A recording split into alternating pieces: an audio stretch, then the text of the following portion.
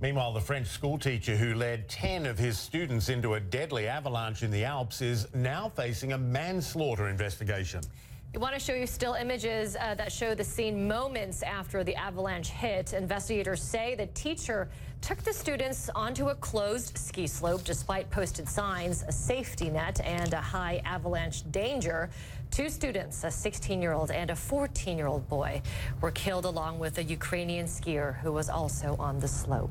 And we spoke a short time ago with CNN's Christina McFarlane. She's the host of CNN's Alpine Edge and has been in the Alps now for weeks. And she told us what the teacher and students did wasn't that unusual.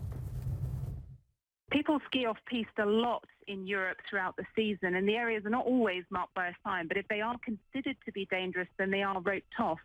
It's certainly not forbidden, but what's happened here is that beyond the fact that the off-piste run in question was closed in Le Deux Alpes, the school group appear to have missed a lot of the warning signs on that day.